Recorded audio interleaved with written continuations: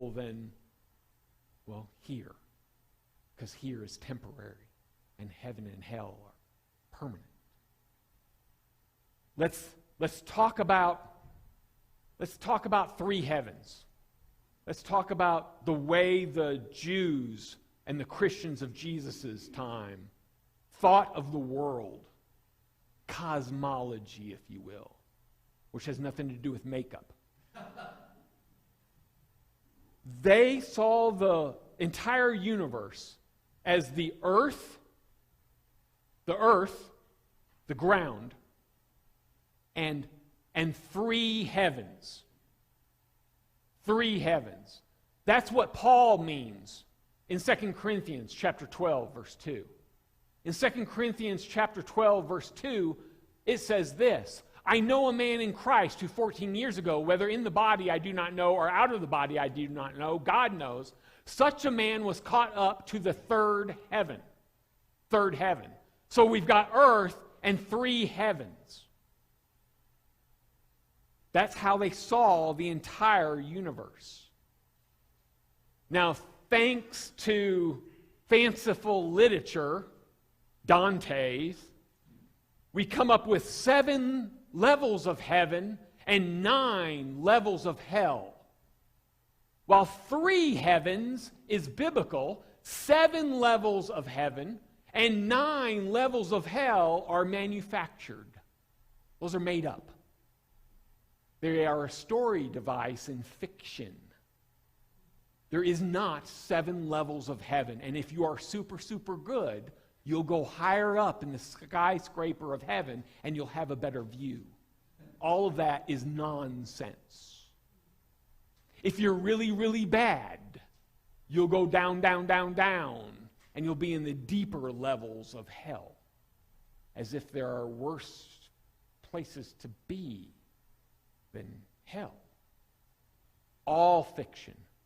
When the Jewish people, or the people of Jesus' day in the first couple centuries of Christianity, when they thought of the heavens, that is not what they were talking about.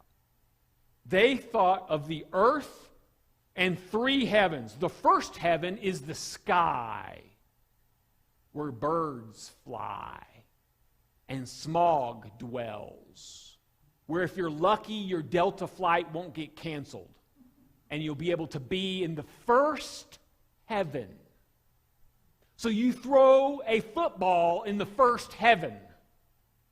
That's the first heaven.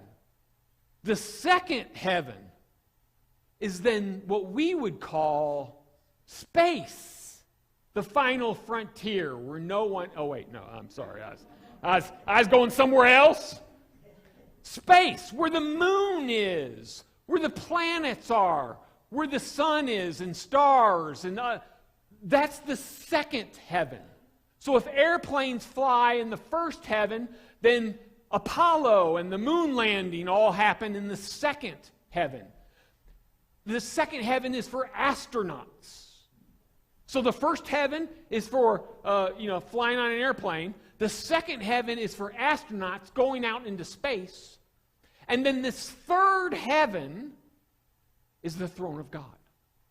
The third heaven is what you and I naturally think of as heaven. When you and I use heaven and hell, we think of the eternal place of God's throne, where we will spend all eternity at. That's the third heaven in all of its encompassment. So there's not levels in heaven.